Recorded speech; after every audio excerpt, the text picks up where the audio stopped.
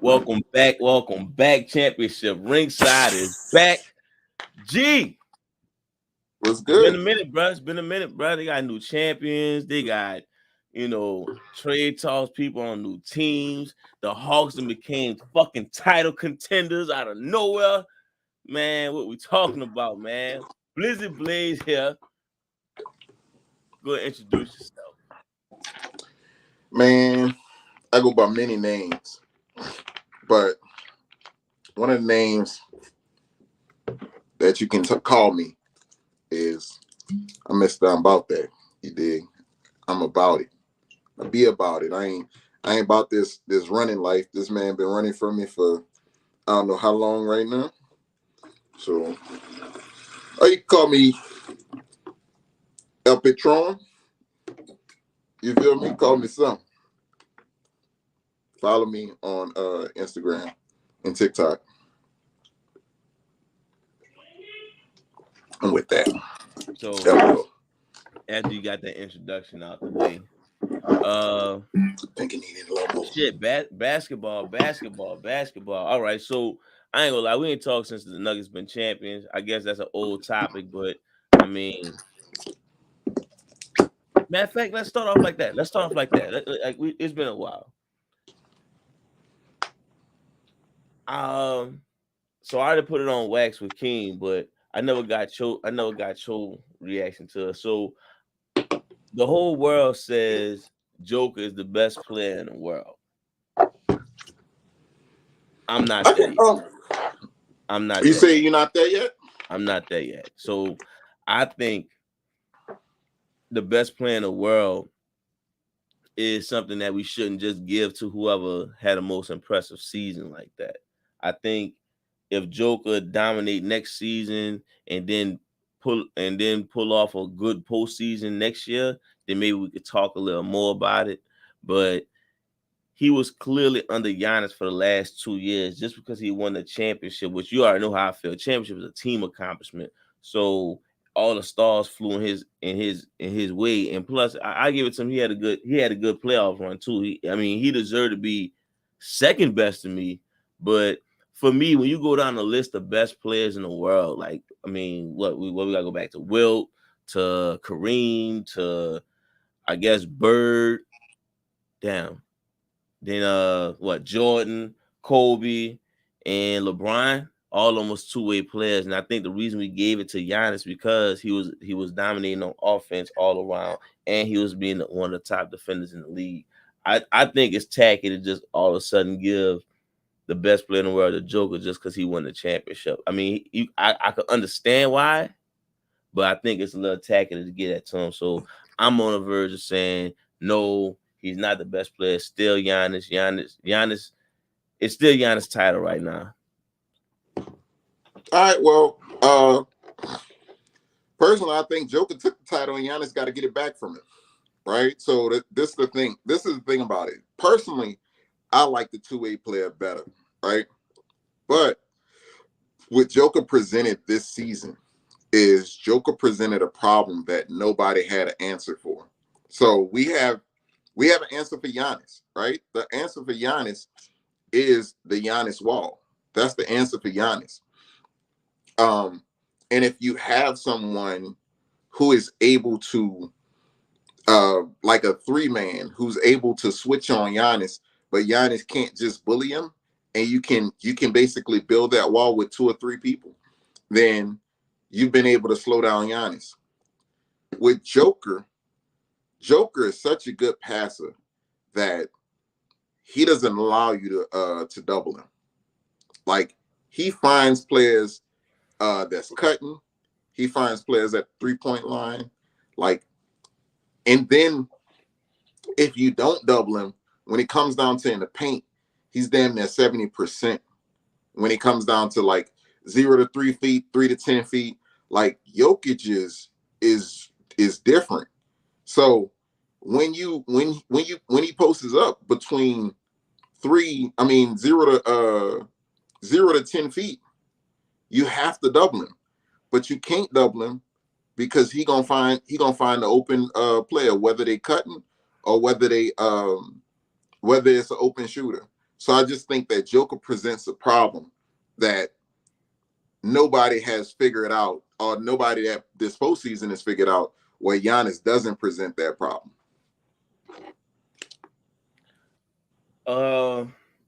I think Joker stayed. I don't think Joker present a new problem. I think he got the teammates to make him a little more elite. So let me ask you this: next year, let me see, Tatum. The Boston Celtics have a good year. Sure, the Boston Celtics have a good year. Uh, Tatum balls out, MVP caliber player. Let's say he finished in the top three. Have a good postseason, and he win the championship. Is he the best player in the league now? So no, but this is what I'm saying. Joker has been doing this for at least 3 years now. So he's been an MVP caliber player for 3 years. I think last year was not the year that he should have got MVP. I think Joel Embiid should have got it. And this year, Jokic should have got it, but they didn't want to give it to Jokic. What would it have been 3 years in a row? So they didn't want to do that. So they eliminated him on its own. I think if Tatum has a run like that, where Tatum has 2 MVPs or almost MVP, in that almost MVP, he wins a championship, then at that point we could say, all right, Tatum is the best player in the league. If Tatum has this 3-year stretch that Joker had, then yeah, we can give it to Tatum.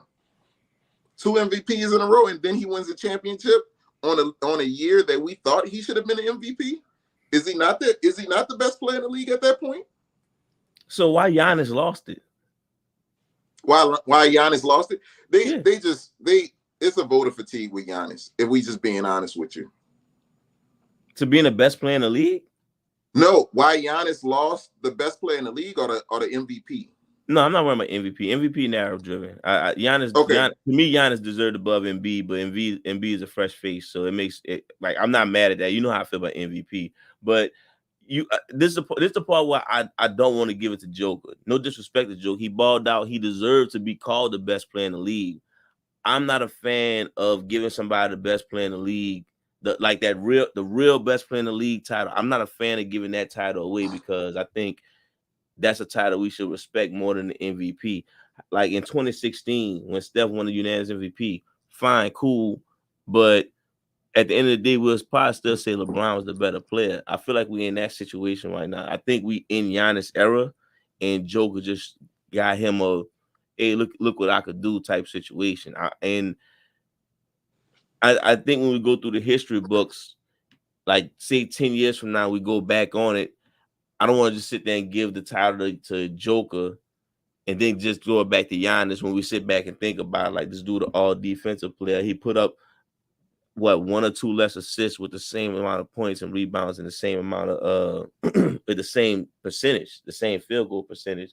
So I'm just not quick to give it away because I won't play hot potato with the best player in the league. You want to do it at the MVP year, that's fine because that does go year by year. But best player in the league, I think Giannis had to show that he actually fell off. Like he can't get nothing done. Like he was legit hurt. He played through an injury, which is fine. You know, we people respect that, but I'm not ready to give that to Joker yet. Yeah, he probably the best offensive player in the league, but I can't just give him the title of the best player in the league right now.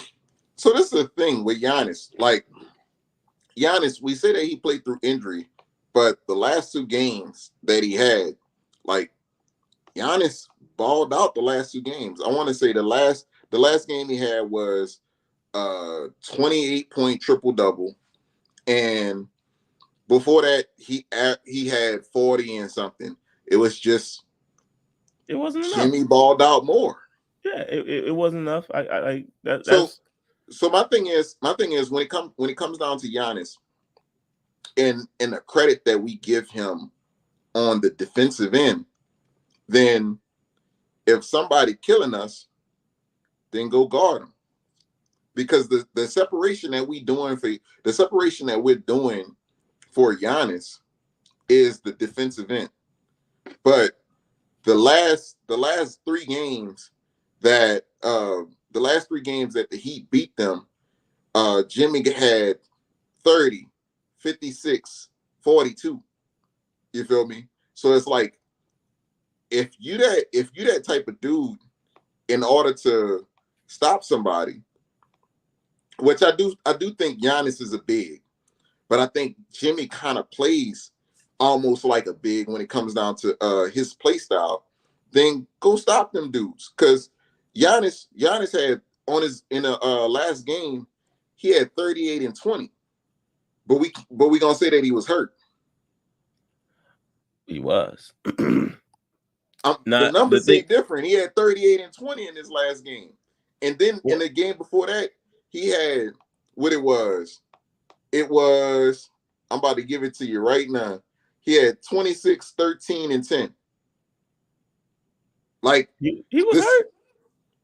Come on, I man. mean, look, I'm not saying it handicapped his numbers at all. I'm not saying handicap his numbers. He was hurt though. As far as the Milwaukee and Miami series, I'm gonna actually chuck that up on coaching. I'm not. I know that's a cop out answer, but Giannis always wanted. He said this is what he said. He said he always want to guard the best player, but the coach rather than him play schemes instead of him playing man on man. So if that's the truth, I'm gonna roll with that. Maybe next year we'll see some more one-on-one, like, okay, this dude killing us, and I'm gonna guard him type situation, which is fine. Look, I ain't gonna shit on him just because. So what Giannis got to do to get it back? In order to beat a man, you got to beat the man. That's Ric Flair. What if Joker don't make it to the finals though? Well, that's different. But I'm saying if you go, I'm saying so take the title back. Take the title back. Come on, I'm listening. How we do this? I'm saying take the title back. That's the only way. Yeah, that's how I feel. All right, hold up. I'm gonna give you a scenario. This way it's get fun. All right, they both gonna make the playoffs. We don't have no doubt. Unless, like, knock on wood, no serious injury, they both make the playoffs. Obviously, Giannis makes it to the finals and lose to I don't want to say Phoenix. I really don't believe in Phoenix. Who else in the West is good? They lose to the Pelicans. Big Freaky come back and we nothing to deal with. Zion, and we felt like Zion again. So Giannis makes it to the finals and lose to Pelicans. But Denver get eliminated by, hypothetically, the Suns. And the Pelicans beat the Suns. Did Giannis take the title of best player in the league? It depends on are we giving it to Big Freaky? It depends on how freaky Big Freaky get.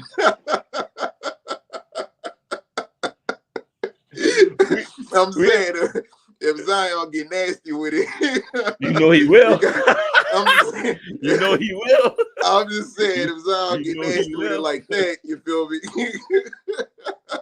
You know he would get nasty with it. I'm just saying if that man doing it like that, then So see, and that's the part I'm uncomfortable with. Like, so no, I understand what you're saying. So my thing is, like, in a situation, in a scenario where you have the ability to take it from Joker face to face, then and you do that, then that's the easiest way to do it. Now, if you guys, if you wind up having a season where you proved it in the regular season, like, one, you could do this, you can become the MVP. Like, you can be the MVP. You also don't have a playoff disappointment, because one of the things that you can do as far as in the playoffs is you can lose, but how you lose matters, right? So if Giannis is balling out, but they still lose, then hats off. But if Zion get nasty, then we can't give you that love, because Zion is the four-man. You feel me? So because Zion is the four-man and you guarding him, your claim to fame or your claim to success over Jokic is your defense. So if Zion put that work on you, then I can't give you that love. But Zion get the title then?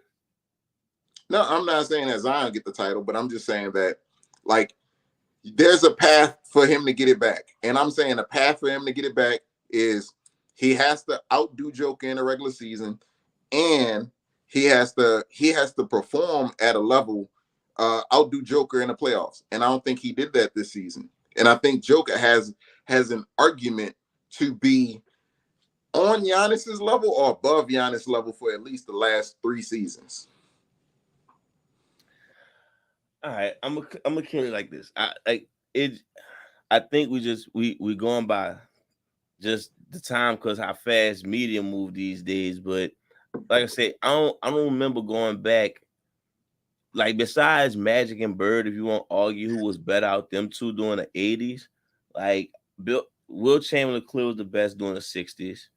Kareem came, then Bird or Mo. I guess like I said, the 80s probably was different with Moses being the best in the beginning. Then Larry and Magic, how you want to switch up? Clearly, it was the 90s. Besides the 2 years Jordan was retired, they say Hakeem was, but it was clear as day. And then you had the 3 year span with Shaq. Then to me, it was Kobe to LeBron. Now, during those years, Tim Duncan had a good year. I don't think we gave him the best player in the world. Steph Curry had a good year. I think we gave him the best player in the world. Arguably Isaiah had a good year. Well, I guess Jordan was in the league by then, so never mind. Oscar Robertson had good years, and it's like I don't think it's the best player in the world title to be shifted around like that. I think Giannis should. I think we in the Giannis era. And Joker just showed why he one of the greats. That's the best way I could put it. I got you. It makes sense. All right. Where we going next with this? We talking about the fucking Hawks, G. We talking about the Hawks? How they made this blockbuster fucking move? Like, what we talking about, man? Like, I feel like ESPN shortchanged. I ain't getting no update on my phone yet. Like, oh, that's what we doing? Like, I do not want to talk about the Hawks, bro. All right. Let's see. Where you want to go with this? I think we should say the Magic Johnson one for either the second to last or last. So we got 3 point guards we could talk about. We got your guy, we got my guy, and we got Dane. We can talk about my guy first. All right. Chris Paul has been traded to the Warriors. Now let me make this clear, people. I don't know if he asked for this trade or not. I know Washington wasn't trying to play with Chris Paul, but the Warriors. I mean, what's your first reaction? Because I'm sure you want me to go first. So no, I can go first real quick. So the thing of the Chris Paul trade to the Warriors, it's meh. Like they got off Jordan Poole money, which that's what they was trying to do. I'm assuming that Draymond had a problem with Jordan Poole. What you what? I'm assuming Draymond had a problem with Jordan Poole being on the roster. So I'm thinking, I'm assuming. I'm just saying, and I think they're committed to re-signing Draymond. I don't think the Warriors' offense suffers for Chris Paul being on the team because Steph Curry is an off-the-ball guy. Klay Thompson can play the 3. The way that it rolls. He started. As far as the way that it rolls for the way that ball is played now, Andrew Wiggins can play the 4. The thing is, the Warriors' defense suffers because how you gonna have Steph Curry and Chris Paul, both who don't play defense now in their career, as your 2 lead guards if Chris Paul is starting? Because you have Chris Paul, he's not going to play any defense anymore at age 38, 39, whatever he is. And you have Steph Curry, who's never really played defense. And you have a conference that's full of guards. So who's gonna guard who? And then the thing about them, the reason why they lost to the Lakers was they were too small. But you get Chris Paul, like that doesn't address your issues. So in the grand scheme of things, Right move? That was a question. My bad. Was it the I right don't move? think that it was a good move for the Warriors, just for the fact that I don't think that he actually feels any. He doesn't feel anything for them. Like, he can be a mentor for young guys, like they have young guys on a team. But I don't think Draymond and Clay and Steph are bad mentors. So I don't think they really needed him. So I think it was. I think if anything, it was just a salary dump.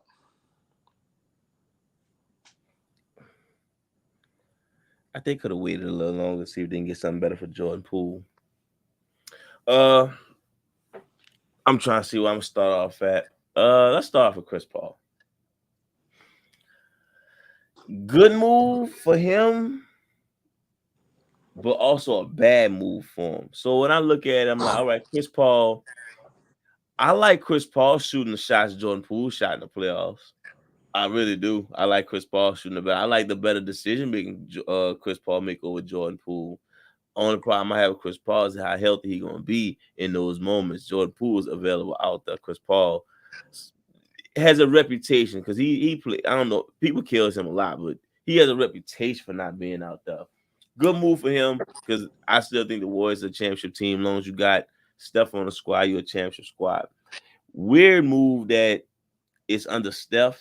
I don't see why he starts. I'll be honest with you. Like, that's an incredibly small lineup with, like you said. I mean, I don't think Chris Paul that bad on defense. It's just he's slow.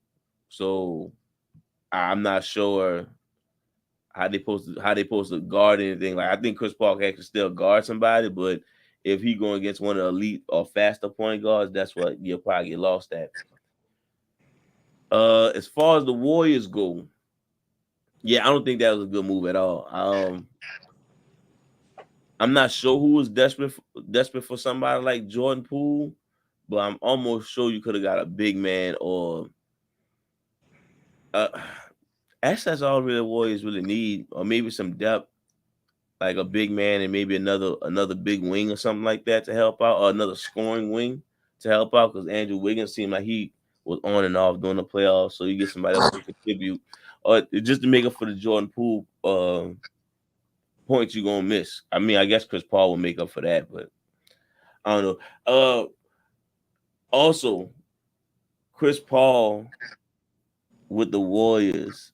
I mean, what that championship look like if they win? That's Jason Kidd, right? That's Gary Payton. I don't know. It depends on how you look. How you feel about him being under Steph? Like, I don't know what his role is on the team. That's the thing. I don't know what his role is Well, on the team. not the role on the team, but clearly, this is one of the few times like Chris Paul really is not the leader. Like, if you want to say Phoenix is arguable, it clearly he was, but arguable that Devin Booker kind of took a step up. Well, no. So, Houston, it was who was the leader, but everything else was Chris Paul's the leader. Like, this one is well, clear. no. Like, you don't have When it nothing came to down stay in to this locker room this time. when it came down to him and James Harden, Harden was clearly the leader. The only thing that Chris Paul did when it came down to James Harden was sometimes he took the lead. Like, sometimes he took the lead to be like, all right, you can't play this way for us to win basketball games. Like, so sometimes he would basically demand to be like, all right, well, you got to get off the ball because that's going to be more successful for us. When it comes down to Steph, him and Steph game don't clash because Steph is running around the court. Like, if anything, offensively, him and Draymond game clash. If we're talking about offensively, because Draymond is the person to set up the offense and things like that, which Chris Paul can play off the ball because we've seen him play off the ball. But if anything, his offense clashes with Draymond. Again, the thing about it was for the Warriors needed to get bigger. That's what they needed. They needed size. AD literally killed them. So you looking at competing with the Lakers and you looking at competing with the Nuggets, and you essentially got smaller if you don't bring Draymond back, or if you don't find somebody, else. There was probably better trades out there for them, but you had Washington, who had no intentions of actually having Chris Paul on their team, and Chris Paul is right now, I think, until the 28th of June, guaranteed $15 million if they decide to get rid of him before the 28th of June. I don't know if they're gonna keep him or not, but don't look like they getting rid of him. You must mean July. I think it's June. It's the 26th. It is.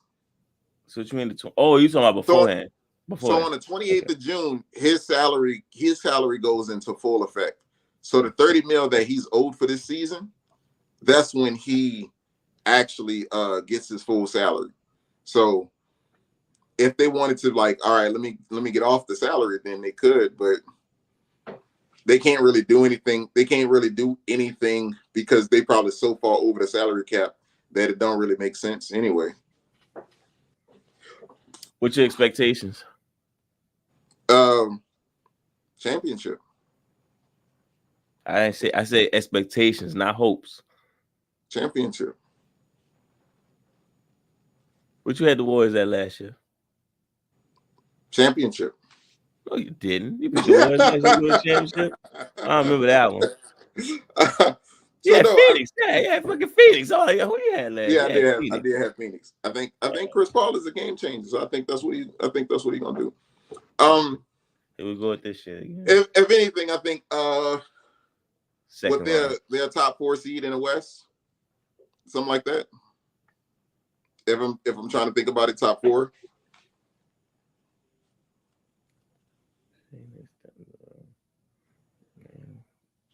Yeah, I guess. I mean, you really can't go past Phoenix and Denver. Then all of a sudden you got a bunch of questions. You don't know if Sacramento was a blip.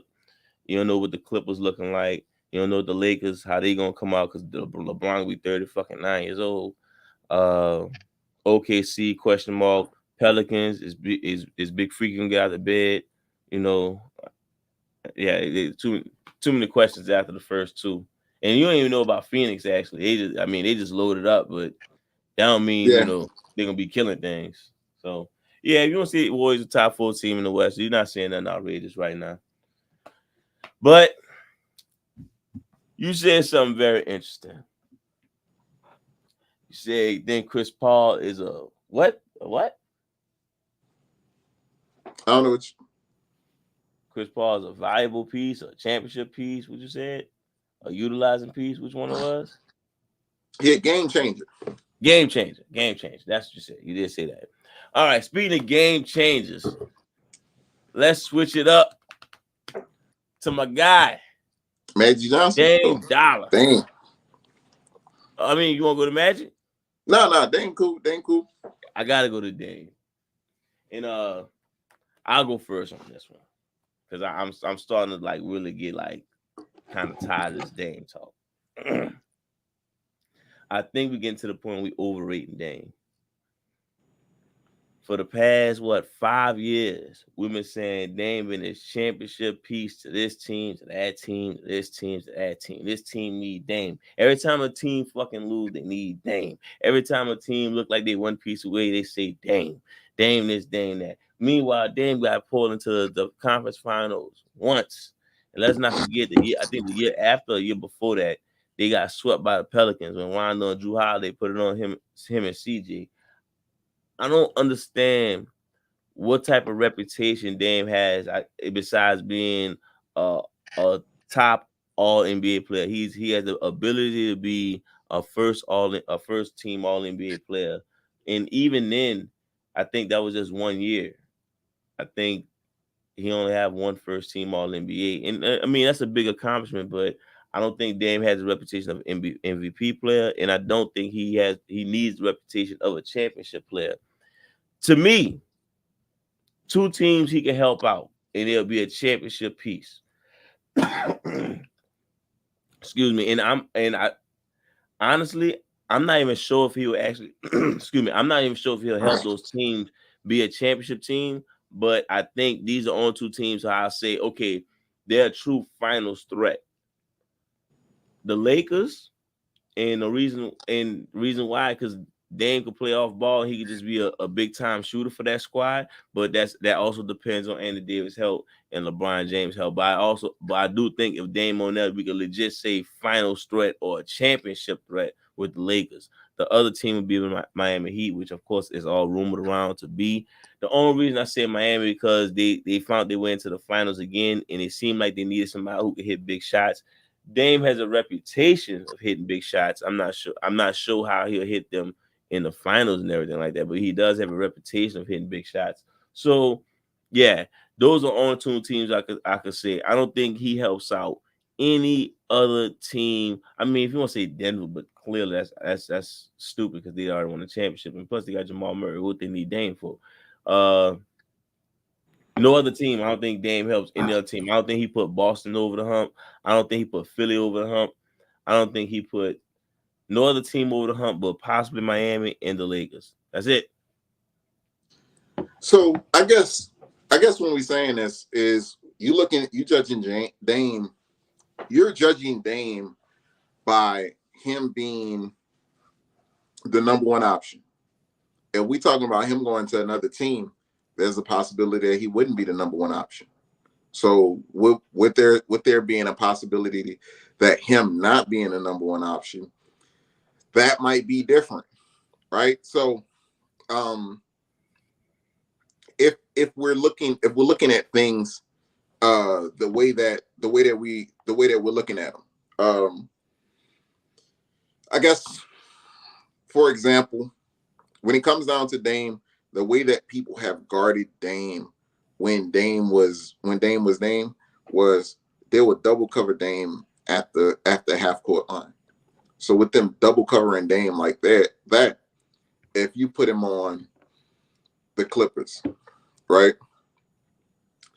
Obviously, if Paul George and Kawhi are semi-healthy and healthy when it comes down to the playoffs, then that's a trio that I like, right?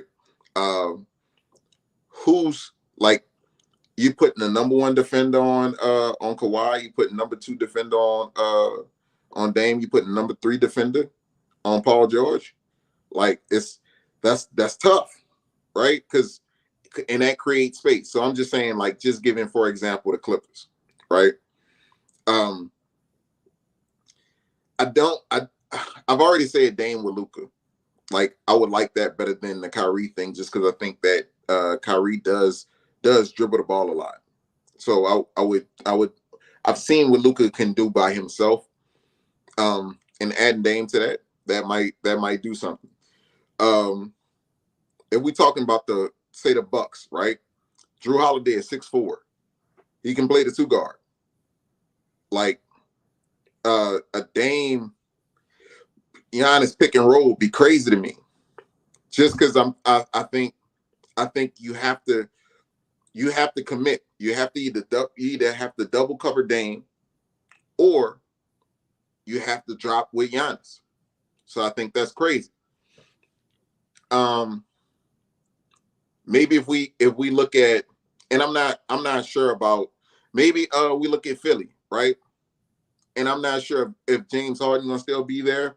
Maybe he's signed back. I'm not sure. I haven't paid attention, but maybe he could go to Philly, right? He'll be a better scorer than Tobias Harris or Tyrese Maxey. So I think he'll make them better. You already said Miami, and I think that's a place where he can actually go and he make a difference. So like that's a couple places on the top of my head. What about if he went to New Orleans? We got a lot of young pieces that we can give for Dame. We got a lot of picks. So maybe Portland would be interested in that. But I'm just saying that if we really looking at what Dame can be a championship contender, there's a lot of different places that will put a better team around him than he has had in Portland, because the pieces that he's had in Portland was the best piece he had in Portland when he first got there was probably LaMarcus Aldridge. Then after Marcus Aldridge got there, CJ. After CJ, you got Anthony Simons, and him and Anthony Simons haven't really played together because Dame has been hurt the whole time that he's been there. So, like, I think other places would have a better roster around Dame than Dame has had so far. Okay, so to rebuttal what you said about Dame being a first or second option, the way I look at it is the reason I said the Lakers in the Heat, because realistic, those are the only two teams who I ain't gonna say realistically because I'm not sure how money and trade works with everything. I don't really do the GM thing. I just throw it out there. But Lakers have someone who's proven to be a champion. They got the right squad around them, which is LeBron James. So that's why I'm like, okay, Dame will help LeBron James win a championship. Jimmy Butler got to the finals twice. So I look at it like Dame gonna help Jimmy gets over that hump in the finals. There's literally no other realistic option of a championship piece that Dame could go to and you could say, oh, he'll help that person win a championship. Embiid haven't proven to win a championship. KD is all booked up in Phoenix. He's not going to stuff with the Warriors. Giannis, I'm not sure if they even in the market to even find Dame or even talk to Dame. I agree that probably the one other option, but I think Milwaukee and Denver in the same boat. They're not looking for it. So to sit there and say Dame gonna go to Philly and help Embiid go to the championship when Embiid can't get out the second round. That's like, wow, Dame had problems getting out the first and second round himself. Luca been to the conference finals once and didn't miss the playoffs. I don't really care about the whole Kyrie thing. Like if you want to blame Kyrie on that, that's wild. But like still, um, even the Clippers, if you want to say Kawhi, the guy who could lead and Dame help Kawhi out, that's fine. But I'm Kawhi still has so many questions around him that to where he ain't playing so long. I'm not even sure what the fuck his play style is no more. If you can tell me what Kawhi play style is, then that'd be amazing. I know he got the mid range thing, but what team would you put around Kawhi? I would love anybody to tell me that. Like, give me the type of players put around Kawhi. I'm not sure. So yeah, everywhere else besides everywhere else besides Lakers and Miami, I think Dame could actually help them to a championship. Everybody else, they that the person Dame either backing up or leading will have to depend on Dame to do something Dame never done before. So So this is the thing. What you're saying is you're saying that Dame can't do it because it hasn't been done. The thing is, if we look at 2019, um, the Lakers were led by LeBron James and they missed the playoffs. The Pelicans were led by Anthony Davis and they missed the playoffs. And we put those two guys together, and in 2020 they won a championship. That's prove my like point. when we talking about this, like, because roles change when you add players together, then those players can do different things. You prove my And point. Yeah, this LeBron. and this year, we basically Jokic added Murray and Michael Porter Jr. because they didn't play last year, and they won a championship. I want to say they was second round last year, but Last I'm time they saying played together, they went to the Western Conference they Finals. were essentially added because last year they didn't do anything. So I'm just saying, Gee, the like, last time if they played, they was in the Western Conference Finals. cool, they didn't win a championship. What I'm saying is, if you mess around and we could say, like, Giannis has done it before, right? So I'm saying Giannis has done it before. So Mm-hmm. I'm adding Dame with Giannis, who has already done it before. Yeah, that makes Um, sense. if we gonna talk about Embiid with him and Harden, Harden has been in the conference finals before. Tobias Harris is not really adding anything to that team. Tyrese Maxey has really been the second best player on that team uh in certain spurts, right? So Mm-hmm. what I'm saying is, if if I add Dame to that team, to the big three of Harden and if I add him to the big three of Harden and Embiid, then that can possibly cause trouble because how are you guarding those three? You have two people who can, and Dame has, once he gets inside of the timeline, he can He's a shoot from threat. there, He's a right? threat.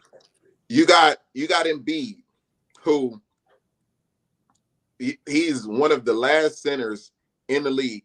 You're gonna run a pick and roll with him, with Dame and Embiid, or Dame or Harden and Embiid. You feel me? Where you get I this think Dame pick and roll from?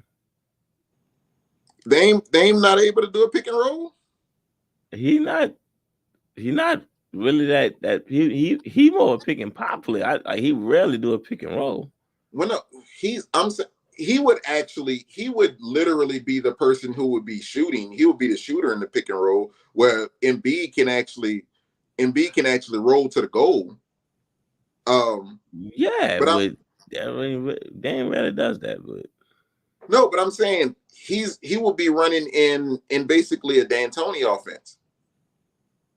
So since he's running in basically a with D'Antoni Nick Nurse, offense, huh? with Nick Nurse, D'Antoni ain't that no more. where at? And D'Antoni, wait, You is talking about Philly? Yeah, D'Antoni ain't have nothing to do with Philly. He not there. Doc was the coach of Philly. No, I know Doc was the coach, but I'm saying they had Daryl Morey and they had D'Antoni there, I believe, huh? Oh, Oh, where's as an D'Antoni? assistant? Yeah. Oh, I don't know. But I know Nick Nurse the coach now. I might be wrong because I think D'Antoni was He could have been because I think they were saying something about how he helped James Harden become the star he is. So they probably it's a if you're wrong, I can see how you mix that up. Oh, you know what? D'Antoni is the advisor with the Pelicans. I ain't know that. I ain't know that. But I want to say 1 year he was with Harden. And I think you know what I thought? I thought because Morey went there. Daryl Morey went to Philly. So scratch that. Right. But anyway, I do think that when it comes down to I think Dame is a more valuable piece than Tobias Harris and probably Tyrese Maxey. And if that might be a trade that they can actually get. I just don't see how. I mean, I rocks with Dame, but I don't think Dame proved to me like if maybe Dame was in this multiple like. I think Harden deserves more respect than Dame when it comes to being a championship piece. Harden got the Rockets to the conference finals a few times, but the way we treat Dame, we treat like Dame had Portland knocking on the door. He's just a 30-point scorer. But the thing is, Dame is always a number one option. Now at this point, we're talking about him being the number 2 or 3 option. That's But you different. think you think him as a number 2 option could help somebody who never got over the hump? Yeah. I think that's. You know what? So look, That's the question. this the thing. That's You the question. gotta give love to. If you don't give love to number 2 options, then don't give love to number 2 options. But sometimes you give love to number 2 options. But number 2 options got to get it done. And I'm saying he not, has to be a number 2 option in order for him to have a chance to get it done. We haven't seen him as a number 2 option. Okay, cool. But again, my argument is I'm not about to bank off the unknown. I don't know how much he can help Philly. He might go to Philly and they still a second round exit. The reason I said the two teams I said that works are proven teams that can get to the championship without Dame already. So teams that don't need him, huh? So teams that don't need him. No, they still need him. Lakers clearly need him. They won a championship 2 years ago, but they clearly need him. The Miami went to the finals twice, and I watched the finals this year. They have no big shot maker. Playoff Jimmy got left behind on a bus somewhere. But yeah, they need. Those are the only two teams I see that works. I mean, like I said, if you want to go with Milwaukee, that works in a way. So basically, you say in order for Dame to win, he has to be with somebody who's won before. So the Clippers, the Bucks, Boston doesn't count because they haven't won before. What you call them now? like Boston went to The the finals. reason They what you gonna get? They went to the finals. the reason the Clippers to me don't work is I'm not sure how it works in the Clippers. And as far as Boston, it's the same. I'm not sure how much he helps Boston out. But they went to the finals. So I'm saying that don't fit your criteria. Like if you saying Dame is not a valuable piece, that's something different. Wait, you only hearing one thing. The Lakers need a third option who's a big shot maker, and so does Miami. Boston don't need that. They don't. They don't. That's what I'm saying. That's why I said like I get the only other option I throw in there is Milwaukee, but I'm not sure how Dame's style fits with Milwaukee, but Milwaukee about to be on a whole new offense anyway. So I guess you throw Milwaukee in there too. I'm just saying I don't think Dame proved enough to me to say okay he can help Luka, he can help Embiid, he can help I don't keep name like Ja. He like even the Clippers. I don't think Dame proved enough to where he could carry the Clippers like that. Maybe because again, a healthy Clippers is probably one of the most dangerous teams in the league. But so my thing is like just let's use the Pelicans that eliminated them. You had on the team that Dame was on, you had Rondo, or the team that Dame was going against, you had Dame and CJ, right? Mm-hmm. The team that was going against them, you had Rondo and Drew. Mm-hmm. Now let's switch that to them playing the Clippers. Who you putting Drew on? If Dame on that squad, yeah, probably Dame. Okay, who you putting Rondo on? Kawhi. All right, so who you putting on Paul George? Anthony Davis. All right, so that's the thing when it comes down to that team or at that time. Yeah, that's what I'm saying. What you saying? I'm saying it's a big difference. You had Anthony Davis, who is Anthony Davis guarding? Oh, I don't know. Cancer? I don't know. I'm not. I think it was like in his cancer. But I'm not knocking him for it. I'm just saying the way that Dame is gonna play now. Dame is gonna have the most freedom that he's ever played with, because the players that he's gonna play with, he's never played with a Kawhi. Has he ever played with somebody as good as Paul George?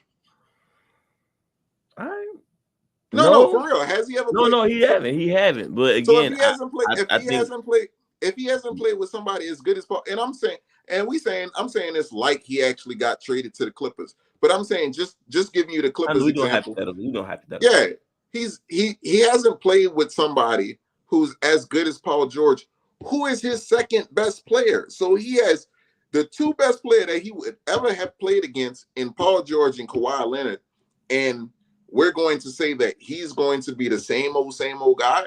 If we switch it to Philly, the two best players that he would have ever played with would have been Joel Embiid and James Harden. If we switch it to the Heat, you already have the Heat, but it's like Jimmy and Bam would be the two best players he ever played with. If we switch it to Boston, Jaylen Brown and Jason Tatum would have been the two best players he ever played with. So I'm just saying that we have to allow him, if this would happen, we have to allow ourselves to see it, and before we say, oh, it wouldn't work. That's fine. Look, I'm always about being proven wrong. They have situations where, hey, I didn't think that was a big move. Look, here's news flash. I didn't think Paul Gasol to the Lakers that crazy move, and look what happened. You know, I can't lie. I was like, bro, how they did that?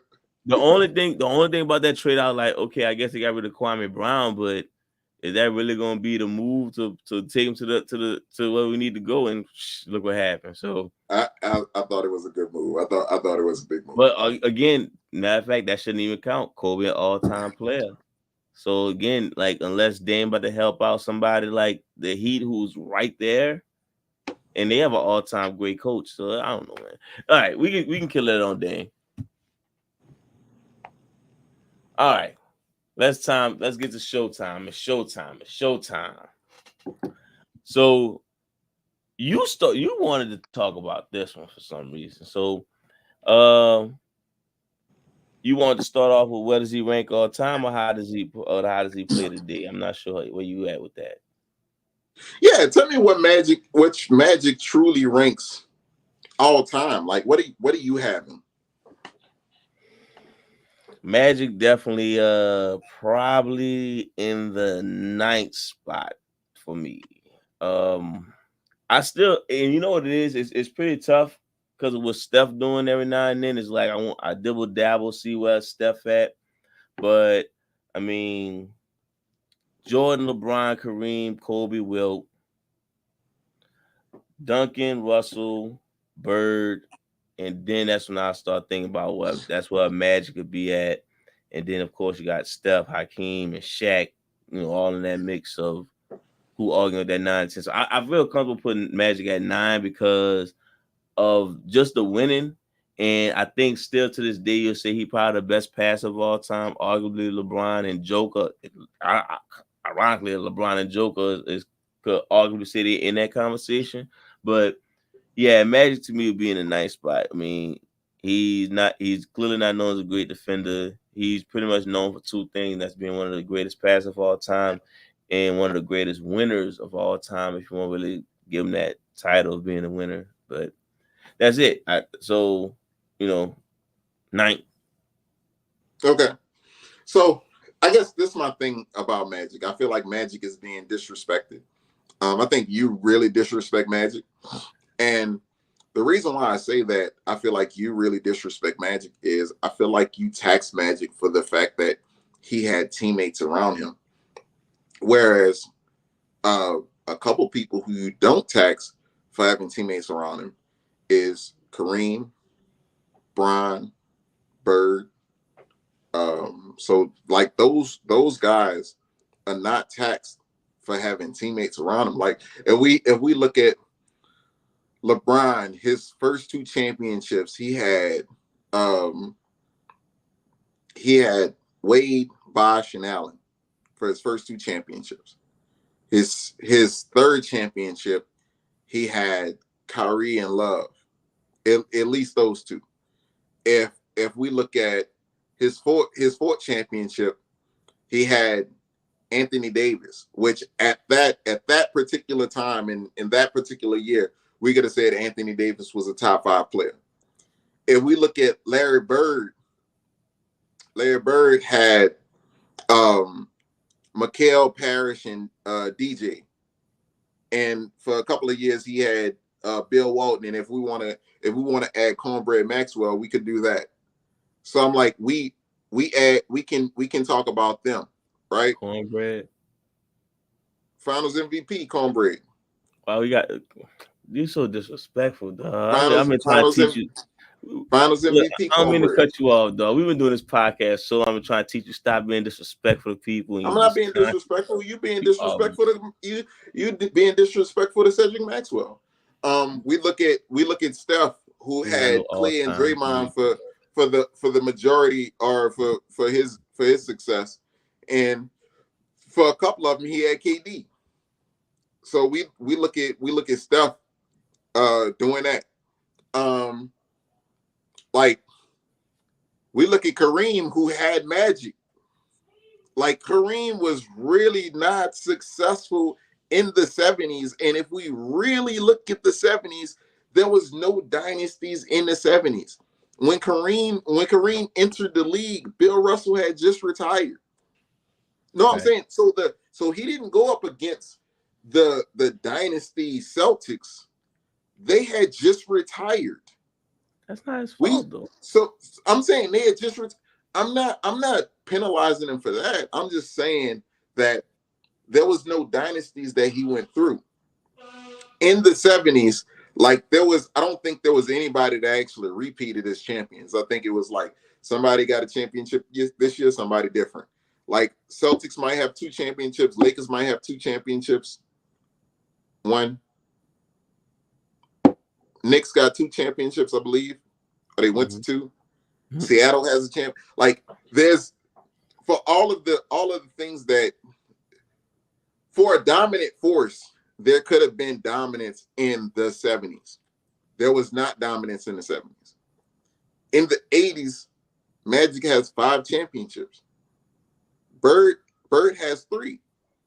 And I want to say they met each other with similar rosters during those times. So I definitely have Magic above Larry Bird. That's one thing. But I have Magic no lower than 5. Oh, okay, okay. I'm not. First of all, I never taxed Magic for his teammates. I do think he had some. He had one of the best rosters of all time. My thing about Magic is, as I look throughout, why would I put Magic high? Is because of 2 things, and those 2 things is him being one of the best passers of all time and him winning. And we talking about players, and I say Magic is top 5 because of winning, then my list changes. It becomes Michael Jordan. I'm sorry, it comes Bill Russell, Michael Jordan, Tim Duncan, Magic Johnson. And I mean, if you want to say that's your top 5, that's fine. I know I said 4, but I couldn't think of the 5th most winning player. Is it LeBron? I don't know. Anyway, it's probably Kawhi. Shit. Yeah, I mean Kawhi top 10 because he one of the most winning players of all time. Because you gotta go by if he don't play. I tax Magic because he's a one way player. And when I rank my greatest players of all time, if you pay attention, besides Bill Russell and Magic, everyone is a 2-way player. Look, Jordan, one of the best 2-way players of all time. LeBron at his peak, one of the best 2-way players of all time. Kareem, one of the best 2-way players of all time. Kobe, one of the best 2-way players of all time. Wilt, one of the best 2-way players of all time. Tim Duncan, one of the best 2-way players of all time. Bill Russell is the first person who's a one-way player, but the fact that he won 11 championships with that one way of playing, I that's why I kind of rewarded him for that. I mean, he did beat out Will Chamberlain for that. Moving forward, as far as Larry Bird and Magic, I think Larry Bird was always a better shooter, a better defender. If you want to go by rebounding, I guess it's a toss up. Magic was the better passer, but I think Larry clearly showed why he was the better player during the 80s. I mean, again, if you want to say Larry Bird has a stacked team, he didn't have a Kareem. So, and I don't know where you would rank Kareem in the 80s. I get he wasn't the 70s Kareem, but in the 80s, again, top top 3 at worst, a top 5 center in the 80s was still a big man game. So Larry Bird, I will put above Magic just off of one-on-one basis. If you want, the only thing Magic will have above him is championships, and I think they got the same amount of MVPs. But Larry Bird won his 3 times in a row, and I don't like to judge MVPs, but arguably one of the Magic MVPs was supposed to go to Jordan. But that's that's not the argument. I think Magic is great at 9. I have no type of reason to put him at top 5. So this is my thing. When it comes down to Kareem, we have Kareem there based on his name. Now, to think the production that Kareem gave us during the 80s is similar or probably closer to the production that either Parrish or McHale gave us. It really depends. They don't have the name that Kareem has, but if we really look at it, what you're asking for from Kareem, Parrish or McHale could have gave you that production. I would probably lean more toward McHale than Parrish, but Clearly, yeah. I would say, I don't. why you doing at Robert Parrish? No, I'm not. He I'm not not messing. he not I'm not that messing productive. over. I'm not messing over Rob Parrish. If we look at his numbers, then Rob Parrish was probably 18-10, where Kareem was probably 24-7, something like that. I don't know. I'm not completely sure. Oh my Um, gosh, I'm God, saying probably. So I'm saying when it really comes down to it, the the names that you know is because we have Kareem up here because Kareem won. Like we're trying to take the 35 or 37 and 16 Kareem and saying that Magic had that guy. No, Magic didn't have that guy. That's not who Magic had. Magic had a guy who can still score, but he had a guy who was um, I don't want to say he was a slotty body on defense, but I in what it was, the 82, 83 finals, Moses gave him work. One of the greatest players of all time. One of the greatest players of all time. Yes, but you can't let a man you're in your prime. You're one of the top 3 greatest centers. You're one of the top 3 centers in this league right now. And Moses was number 1. And this man gave you like 30 and damn near 15 or something like that. Like, come for the series. Moses is literally like one of the top 15 players of all time. But I'm saying what we're talking about is during the time that this is one of your better years that you were with Magic. So I'm just saying that Magic is not in 82. What you call him played to 88? Or 83. Nothing wrong with getting cooked by somebody who was better than you. Like, and I'm just how much you really knock Shaq for Hakeem? Don't you got Shaq above Hakeem? Didn't Hakeem cook Shaq? What's the numbers? I don't gotta look up the numbers. We know what it was. Because Shaq cooked them back. They cooked each other. Stop. No, I can give you the numbers, bro. Like if we really trying to look. I don't want to go too far off the subject. Let's go back to your Magic argument, because I feel like. So look, let me clear up my Magic argument. One of the things that we just saw, we saw that a one-way player can actually be a problem for a team. So we saw this by Joker being a problem for other teams. Joker is not a good defender. Joker is not a good defender. One of the greatest thing that Joker has about him is the fact that you can't double him because he can really pass. And Joker presents a problem to the defense. What Magic presented was a problem, right? So with Magic presenting a problem, he was able to lead his team to 4 championships. I give the first championship to Kareem that he led his team to. But had Magic not been on that team, then they lose that championship. So I'm just saying that Magic, although he's a one-way player, Magic was able to lead his team to 4 championships. And we also saw another one-way player who you're thinking about putting above Magic present a problem with Steph Curry. We saw him. Steph Curry is not a good defender. We saw him lead his team where if we compare Steph Curry versus Chris Paul, Steph Curry presents a problem that Chris Paul does not present on an offensive end. So if we look at it, like Steph Curry is a better scorer. Chris Paul is a better passer, probably a better rebounder, probably a better defender. Like everything that you'll say that the only reason Steph above Chris Paul is because of accomplishments. Right, but I'm saying even if we dissect it in the way that you wanted to dissect Magic versus Bird, like Steph Curry is a better scorer. That encompasses shooting, free throws, all that. That's everything is scoring. Chris Paul is a better passer, probably a better rebounder, better defender. Like if we talk about all around players, Chris Paul is better than Steph Curry. But Steph Curry presents a problem that Chris Paul does not present. He's the greatest off the ball player of all time. So he can actually command the double team without even having the ball. And that presents a problem to the defense. You're minimizing everything. I think you're overrating assist. Let me show you how assist works. It's when somebody passes another person the ball and that person scores. So Magic got all those assists because he was setting people up to score, and they have to score.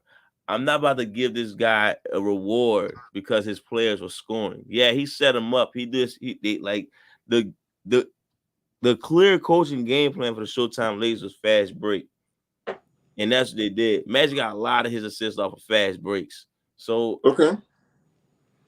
And that's the thing. Is the thing. Why would I put him above all the other players? He's still a top 10 player. I give him that. He's a top 10 player because of winning, but his claim to fame is passing, which relies on his teammates, and also winning, which relies on his teammates. He's so team reliable. It doesn't matter. Like, yeah, I can't rank him above that. And the thing about Bill Russell, what made him an 11-time champion is what he did for his team defensively and offensively. So defensively, defense. Let me finish. So what he did for his team was he was the inventor, or Boston was the inventors of the fast break. That's how they played. That's how they revolutionized the game. Bill Russell got the ball and he threw outlet passes, right? So when him throwing outlet passes, they were able to score before the defense would actually set up, which made them the most unstoppable team at that time. Because if we look at their efficiency was trash. Like, they wasn't scoring in the half court. They getting out there before you even get a chance to set up your defense. So Bill Russell getting the ball, he's passing it off. Everybody's basically running to a spot. They revolutionize offense. When I'm talking about Magic Johnson for his team being as good of a rebounder that he was as at the point guard position, he's running the fast break. Not only is he running the fast break, if you playing with Magic, because you know he's going to find you, you're excited to run the fast break with Magic because he's going to find you rather than him going worry about scoring anyway. So I'm just saying that Magic, as far as the 5 spot, that's not overrated to me. He could probably be high. It depends what you put your list up on. If you base your list solely upon winning, then yeah, he definitely top 5. But I don't base my list solely upon winning. I base it off of all around game along with that. So that's why I have Magic. But again, when it comes to Bill Russell, defense is something you don't need your teammates to be great at, or you could be a great defender, your teammates just be half decent and win. Your teammates half decent, you're a great passer. That don't help. Again, I think Magic Johnson with Pat Riley's game plan and Kareem Abdul-Jabbar. So if it's not the fast break, they slow it down and pass it down to Kareem. That's the Showtime's game plan. That's pretty much his claim to fame. If I go down the list, these other dudes, there's way more claim to fame. But this is the thing. What you're not understanding is when it comes down to players, Magic getting his assists, it's about creating advantages. This was not some you have one job and it's to pass the ball. It's not some John Stockton assist where it's like the only thing that you do is pass the ball, and if somebody creates a shot after you pass the ball, then you get the assist. This is Magic creating advantages for his team, and with him creating advantages for his team, they are actually scoring because Magic created that advantage. And that's where I think that it's not appreciated enough. Whereas, like, and I can give Bird love too, but I still have Magic above him because, like, we can go from with all the talent that Bird had, because Bird had as much talent as Magic had. Magic beat him more. That's wow. That's in wow. the 80s. In the 80s. That's wow. That's wow. Okay. That there's arguments that people put James Worthy above McHale sometimes. I like that's a real debate to people. But why is he above? Why would he be above McHale if you're not taking into account championships? Numbers. Okay, what does numbers look like? I'm just saying I don't have McHale above, I don't have Worthy above McHale, but I know for a fact if hypothetically you put McHale at 45, then James Worthy probably at 47, or vice versa. They're not that far apart. But we'll let the people decide on that. What do you have Magic ranked at? Like I said, I have him at ninth at best. I don't think he better than any of the 8 players I named. You didn't name your squad. You have him at 5, you said? Yeah, I have him at 5. I have Jordan, LeBron, Kareem, Shaq, Magic, Kobe, Bird.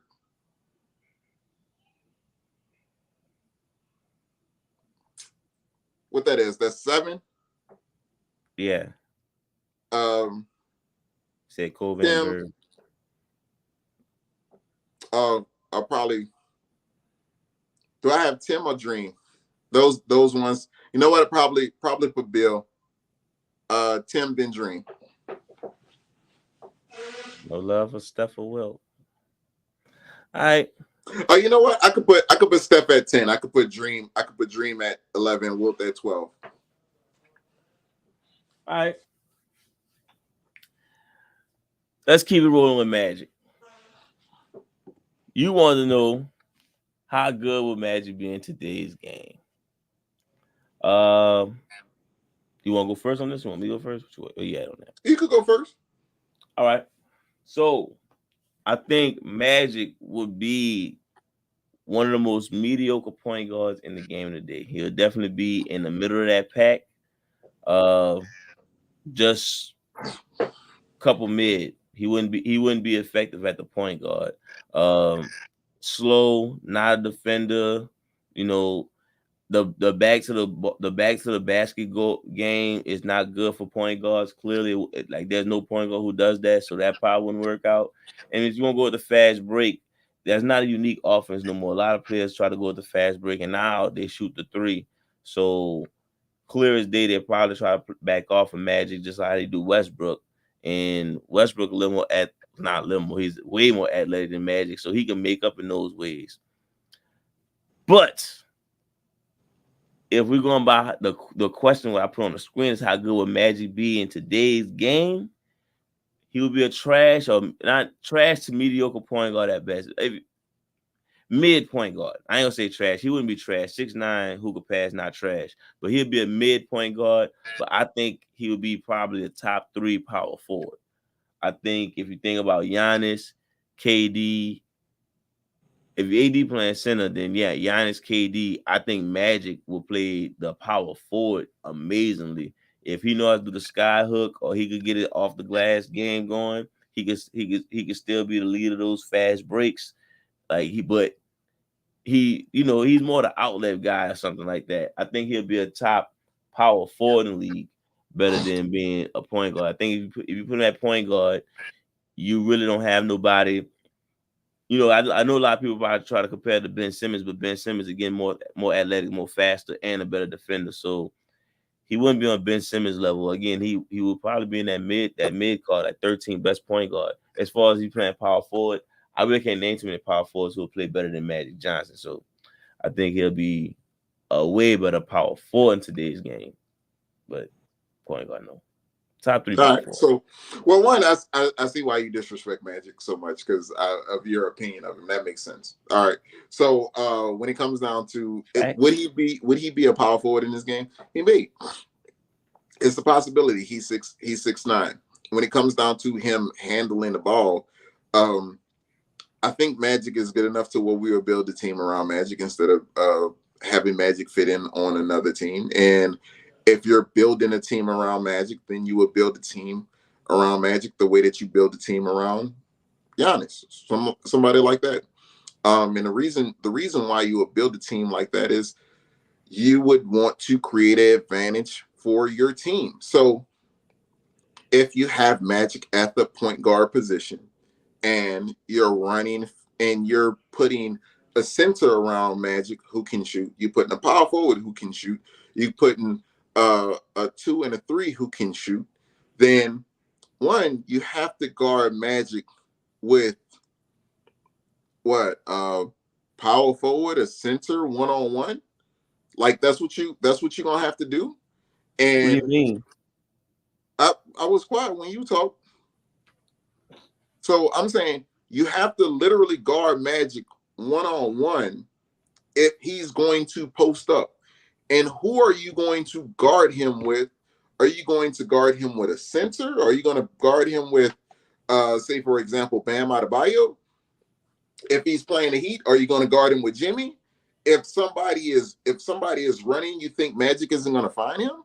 Because one of the things that we said about Magic is he is the greatest passer of all time, or he's at least in that tier when it comes down to the greatest passers of all time. When it comes down to Magic, we're not saying that he was like elite as far as scoring, but when it comes down to him scoring, he's 52% from the field. So he's getting to the spots that he believes that he will be successful.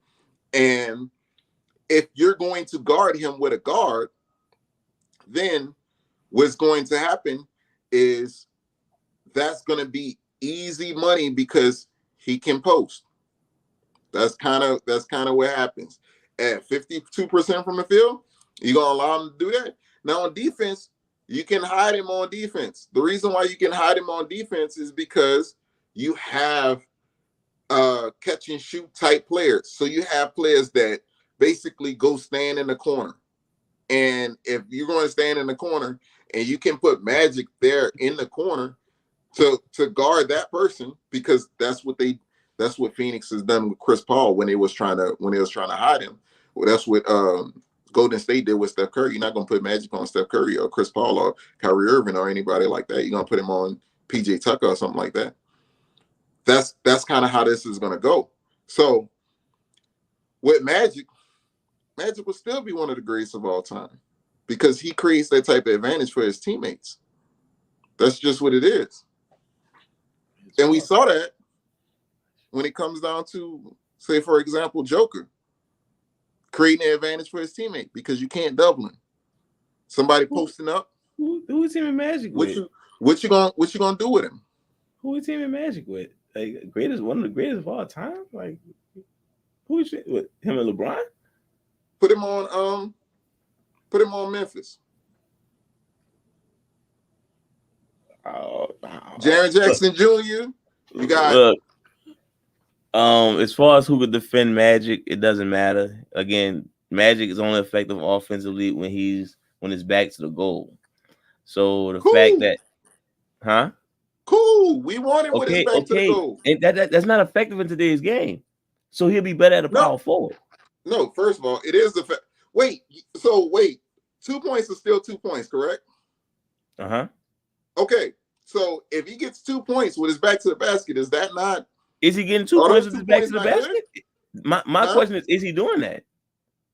Yeah. Why wouldn't he do that? Who's letting you getting back down from the 3-point line? Not today's you game. Have to get back down from the 3-point line. So you saying he playing post up? DeMar DeRozan plays post up. Kawhi Leonard DeMar plays DeRozan post can play up. mid range. No, but I'm saying they play post. You don't have to. Like you can pass the ball out. Point guard you can plays get to post. No, but I'm saying you can pass the ball. You can get to your spot. You can post up. You don't he doesn't have to just say all right, hey, spread out. I'm an ISO and I'm gonna go ahead and back you down from the 3-point line. You can't do that. One, there's a 5-second rule. There's a 5-second rule that was caused by Charles Barkley because that's what he would do. But I'm saying, can you not pass the ball to somebody and move freely to your spot and then catch the ball back? Can you not do that? So it sounds no, can you do that? I'm asking you a question. Can you do that? No, I'm saying, can you do that? Yeah. Most power forwards do that. Most power forwards do that. Okay, call it what you want. Again, he wouldn't be one of the greatest point guards now. He'll be he'll be a great power forward now. That's not my argument. What I'm saying is in the scenario that I'm giving, he's playing point guard. He can still go to his spot. He can still pass the ball to somebody, get into his spot, get the ball back, and score that way. The point guard doesn't have to. They don't have to dribble, try to cross, tween, hezzy. A point guard doesn't have to do that. That's what the game is. No, that's not the game. That's what people not doing that. The That's top what people. name. What's the top No, 5 no, point no. guard? Tell me the rule. Tell me the rule in basketball where you have to do that. The game is played like Tell that. me the rule in There is basketball where no you have to do rule. that. There's So no rule. there's not a rule. So he can. So at the point guard position, Where is that effective now? at who does it? So you don't know if it's Power effective forwards. because nobody does Power it. forwards. Giannis. Giannis All does right. it. Giannis can't post. Embiid does it. Yeah, no, he don't. Not really. Joker does it. Okay. And he runs the point in real All life. He better runs the shooters. point. All of them are better shooters. Okay. So wait, you think if Joker couldn't shoot, he would be less effective? Right. Like, no, for real. You think if so shooting is part of his arsenal. So if Joker didn't shoot, if Joker didn't shoot threes, you think that's what teams are scared of? Joker shooting threes? I'm not. They're scared of that. It's a part of his arsenal.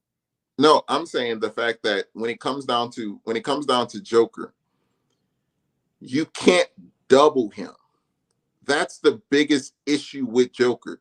You cannot double him. And the thing about it is because he's roughly 70. Magic, though. Because he's roughly 70. Because you just not made this. You made this a whole thing. You said that. You said Joker. You brought up Joker just now. But I was naming the post player. Joker is 70% from 10 feet and in, and you can't double him. So because he's 70% from 10 feet and in, either you double him or you allow him to score. So he causes an issue. I'm saying if you're give Magic points because he's gonna do something different. Huh? Different don't mean success. I never said that. I'm glad you didn't, because I feel like you saying that just because Magic's doing something different don't mean he's gonna be successful. No, you name what power forwards do in today's game, and if you want to say that's what he's doing, that's fine. I don't think. No, but I'm saying, what rule says a point guard can't do this? I'm not saying it's against the rules. Is there a rule? Where did I say it's against the rules? I never said it was against the rules. Right, I'm saying I don't think it's successful. So a point guard could do this. So hypothetically, if Magic Johnson was a point guard in today's league, could he do that? Or would the league say, "Oh no, you're a power forward"? No, I wouldn't. Okay, I'm not sure what I said something about he doing something against the rules. I don't think I iterated that. So if I did, I didn't mean to go that route. I'm saying I don't see a successful formula being, because what we're saying is wait. So let's be clear. You're saying he'll still be a legend. Are you still saying he'll be Magic Johnson, 3-time MVP, 5-time champion? I don't know if he's gonna be a 3-time MVP or anything like. Obviously, I have no idea of that, because so he wouldn't live up to the 80s Magic Johnson. No, I'm not saying none of that. I'm not saying that he will be a 3. I'm asking you. Do you think he's gonna live to the 80s Magic Johnson? No. So this is the thing about Magic Johnson, right? This is what we're trying to. You're asking me if he would be 3-time MVP, 5-time champion Magic Johnson. I think Magic Johnson doesn't change. I don't know what team he has around him. Like, Magic was very fortunate when it came down to his team. So he was very fortunate. A couple other people are very fortunate as well. So if we're talking about how fortunate he was, I don't know, because like if Steph was picked right after Johnny Flynn to Minnesota, is Steph as fortunate if he goes to Minnesota than versus Golden State? That's what I'm saying. Like, we can't. If Steph was picked one pick before he was actually picked, is he still the same Steph that we see? Like, we still see him. He's still going to rain threes. He's still going to be that Steph. But is he a 4-time champion without Draymond and Clay in a Minnesota uniform with that organization? I know to Is say is Draymond first. I'm gonna let you slide. I'm saying, is he still the 4-time champ, Steph? I don't know. I'll So give you that's that. so that's what I'm saying. You're trying to ask me to answer a question for somebody who was very fortunate, where he could have been in a completely different situation that may not have worked out best for him. And we can say that for a couple other people, because we can say, is Kobe still a 5-time champ if he stayed with Charlotte? All right. Like Look, I'm I not don't, and I look don't and want to listen, get too far away I'm not from it. trying to shit on nobody. I'm just No, no, saying I'm that not when saying it you comes are. I don't want to get too far away from just the and just because I'm just saying, I like, when it want to see comes how down we to the was measuring it. fortunate, and I'm I just want you. saying, when it comes down to how fortunate a player is, I don't know that. I don't know that if we just going by hypothetical. I So think here's the, Magic I think Magic is still one of the greatest players of all time, in what way in the way that he presents a the, different the challenge, he's only known for two things. in So a way. if So you're saying he's not you gonna be ask, if you're saying you can't predict him being the best winner of all time. You're saying he can still be the best passer of all time, and it's like, okay, but that will to me in today's game that will only have work in the power forward position. again, that's like what his what the name of his position is on the court doesn't matter. That doesn't matter, Why it doesn't? because it doesn't. It really doesn't. It You doesn't building a matter. team So around so him. I'm You saying, building a if team around if it. you It does matter. no, it doesn't. It really doesn't. Because Who if you put okay? If Magic had power forward, and we gotta finish this one. But if Magic had point guard, you gotta have somebody. You're gonna have somebody at power forward at a like a six, at least a 6'9" guy or something like that, to that nature. I mean, if you want to say Draymond Green 6'6", that's fine, but that's he a anomaly. But if Magic had power forward, then you probably have a shooter or something, an extra shooter on the floor, because you have a but 6'3" or 6'4" guy. So position but matters. my thing is, if Magic has always played point guard and he has shown the ability to be a point guard, then why are they putting him at power forward in the NBA? That's what that's what his game represents. No, but I'm Like saying, the again, game is again, look, the game is positionless, but you can still tell what position you play. but again, If which is you're a all. small guy who's a shooter, you're a point guard. If you a small guy who's a scorer and a defender, you're a shooting guard. If you're a wing, if you're between like what 6'6" and 6'10", and you can score and defend, you're a wing player, whether it's powerful or small forward. That's the most confused position in the league. And of course, if you're 7 foot tall and you can shoot, you're a center. But again, like, this was like, when we talking about this, Magic was an anomaly in his time as well. He was. Like, so when it comes down to point guards in the 80s, they had already seen, at least if Magic was just coming around, they had at least seen when it comes down to power. I mean, I'm saying, when it comes down to point guards, they had at least seen Penny and Luca. Luca is 6'8", kind of chubby. Like, he can shove you with his shoulder, lean back. Like, they've seen Ben Simmons now, even though he doesn't want to shoot.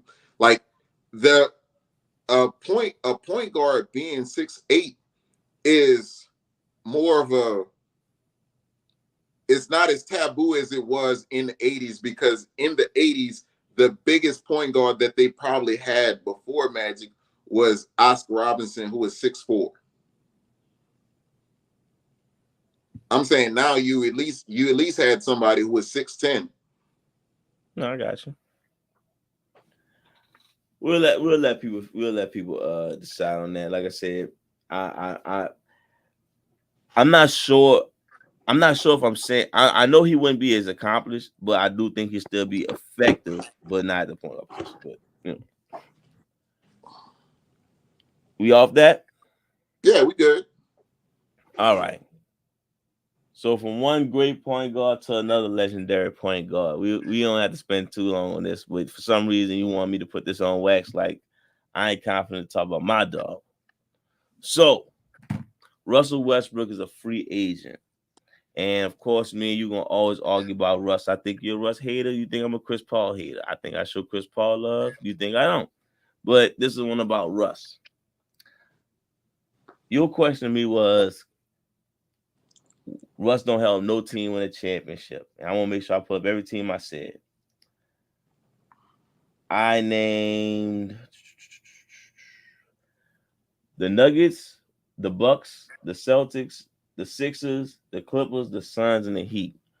We're not gonna focus on those teams. We're gonna focus on one team, apparently. The Bucks. You feel like Russ don't help the Bucks out at all. At all. All right. So Giannis is the Bucks' number one facilitator. Like, if you want to have somebody else bring up court every now and then, but Giannis is clearly the number one facilitator. If no matter what you think about Russ' decision making and turnovers, Russ is still one of the best facilitators to me all time. But of course, in the game today, Russ is still one of the better facilitators. Take it how you want to. Prove me wrong. So if you have a backcourt of Drew Holiday and Russell Westbrook, that's automatically one of the biggest backcourts in the league.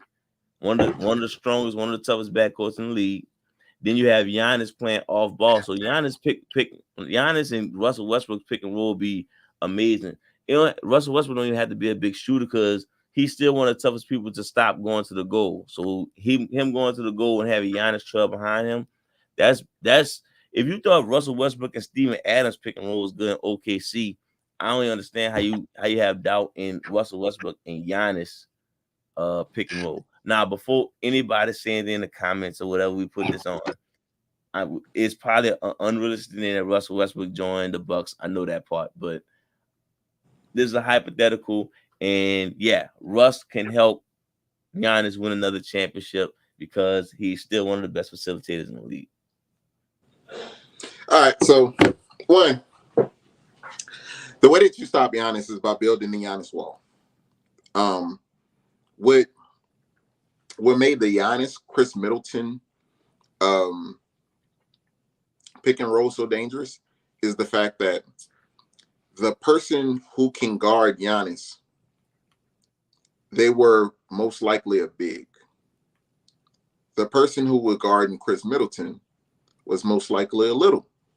So when you switch everything offense, you basically putting a defender who does not want a big man, a center, who does not want to leave Giannis. So they kind of give Chris Middleton space in order for him to hit the jumper. And the little man has to go with Giannis. So if the big man commits to big man commits to Chris Middleton, then he hits Giannis, and Giannis has somebody who's undersized on him, and Giannis dunks on him. If the big man doesn't commit, then Chris Middleton was wet enough at the mid range to where he was killing. My thing is the way that you would guard a Giannis and Russ pick and roll is you would guard them in drop coverage. If Russ can beat you with the midi game and 3-point shots, then absolutely, Russ, we're gonna get that to you every single time. But we're gonna play drop coverage and double Giannis every single time. So absolutely no, Russ does not help Giannis at all because Giannis needs 3-point shooters around him to clear the lane for him to create the one-on-one opportunities that Giannis likes. Whereas if you're going to guard Giannis and Russ would, say, for example, give you Memphis. I would have Steven Adams on Giannis, and I would have Jaren Jackson Jr. on Russ, where Jaren Jackson Jr. can basically double Giannis and make Russ beat me from the midi game. If you can do that, another championship for the Bucks, and I don't believe it. Goal. Huh? I never seen nobody stop Russ from getting to the goal. They don't have to. I'm saying that the fact that the thing that hurts Russ and Giannis is spacing. The reason why Russ didn't work with AD and LeBron was spacing. I know you like, oh, it was injuries. No, they didn't work because it was spacing. Nobody could shoot. You don't like facts. I don't get you. They didn't work because they couldn't shoot. Okay. Facts. Okay.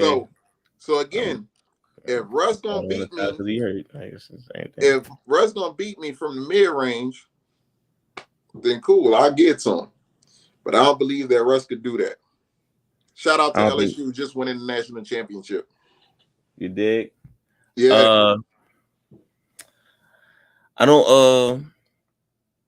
know. I'm not thinking it's basic as that. I think you could surround those two with shooters. I think that pick and roll will be the start of everything. If you decide to double Giannis, okay, cool. Russ could bring it to the goal, or Russ could go kick it out to another shooter.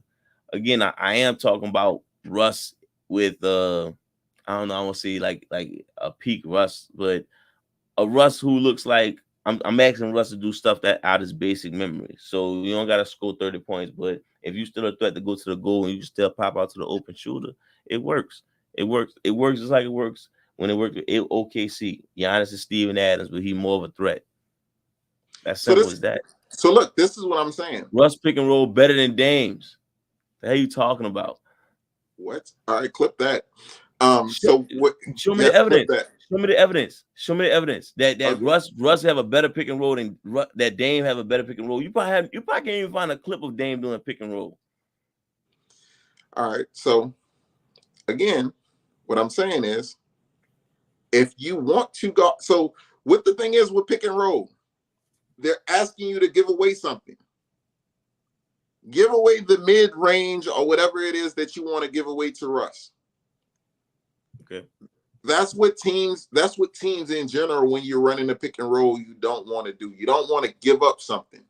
So if I'm going to concede that you can play, you can have the mid range, I can drop coverage. So giving you, for example, in the 2013 finals, Greg Popovich was willing to concede the mid-range game to LeBron James. The Heat won because LeBron was able to hit the mid-range. If LeBron was not able to hit the mid-range, then the Spurs would have won that as well. I'm saying that what teams would do, they would concede the mid-range game to Russ. Russ, go ahead and hit your middies. We good with that. If you can hit the middies and beat us, we good with that. We'll drop coverage and make sure Giannis doesn't beat us. And that's sound like a losing formula. You'll get fired. I'll fire you as a coach. I'll fire you. You would never get the job because that would be one of the craziest signings in NBA history. Like, oh, I'm gonna do a mid-range. I'm gonna run a pick and roll with two people who have to go to the goal in order for them to score. Pick and roll is a dude. Do you know what a pick and roll is? Obviously. Pick and roll, both players go to the goal. We're talking about two players who people cannot who is Giannis has a hard time avoiding taking charges going to the goal. That's his biggest thing. Russ don't have that issue like that. And Russ is still one of the better passes. Again, if you want, I'm saying if both of the players have to go to the goal to score, if you're not a threat mid-range and out, then both of the defenders can fall back to the goal. That's it. That you mixing pick and roll, pick and pop. No, I'm not. So just to clarify what pick and pop is, you have a roll man, the big man who's delivering the pick. Pick and pop is with him stepping out. I'm sorry. We talking about. Well, there's two versions. There's one when there's not two versions. So what's the one when the shooter keep the ball? No, there's not two versions. There's one version. Pick and pop is when the role player actually, instead of rolling, they pop out.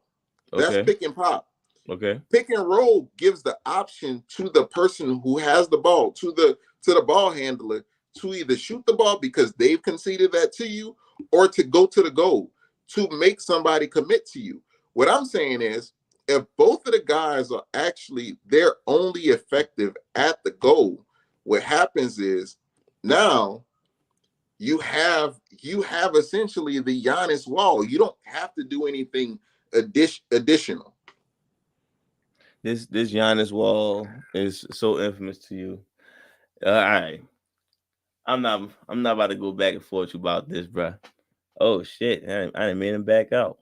All right, well look, I was over this Russ talk anyway. Hold up, my bad. He back. My bad. I was trying to send the what you call him to my other phone because this one about to die. I'm about to say I'm over the Russ talk anyway. That's cool. But I say, well, unless you got more to say, I said my statement. I think, like I said, I think it'll work. I think we got two like the Giannis wall is overrated. Like, Oh, you good? You have anything else to talk about? I don't know if you got anything else on. nah, that was all. That was it. That was everything. Shit, we be on an hour 40. I gotta chop this shit up. Oh, okay. Shit. I'm over here trying to send this shit to my other phone because I'm like, man, this big about to die like a motherfucker on me. Nah, I'm about to say I don't got nothing else. I'm about to say this should be good enough to shit hour 41. Yeah, this should be good enough to last. I'm gonna try to chop it up better than I did the last one. All right. I gotta chop up that Stephen Jordan one too. I got it on YouTube. I won't chop up the powerful takes and put that on TikTok. That's cool. I need to go my ass to the what you call them. Give me something to eat anyway. Yeah, I'm about to fix me something to eat too. I'm about to cook some shrimp or something. But shit. Shout out to everybody. Appreciate y'all listening. Appreciate the love. Of course, all the links and stuff in the bio. Stop hating, stop bitching, be smart. G, what you Hey, got? bro. If somebody trying to whoop y'all, don't duck them. You feel me? If you I bought that action, smoked you today. if you I bought that action, smoked you you today. feel me? Don't duck nobody for 2 months. You Dude. feel me? Dude. Go knock on their door. You know Tell them you ready. What's you down? watch Dragon Ball Z when Boo came along and Vegeta punched Gohan in the stomach, talking about how you ain't been training. That's how I feel about you. I should punch you in the stomach. You ain't been training, bro. I walked you today. Hey, son. So look, this how I'm gonna tell you how I feel. Since you understand Dragon Ball Z, you watch that. You saw when Cell built the whole ring and he waited for 7 days for somebody to come see him. Yeah. Yeah. What Like happened the ultimate, like what's him? I'm here. What happened to him? What's him? He I'm should have here. been training. He should have been fucking training. Look. He beat 15. He beat 15 people. He should have been fucking training, and we wouldn't be talking about. We were talking about him in past tense. You hear me? He beat 15 people. Man. All right, G, I'm good, man. I'm catch you next time. All right, later.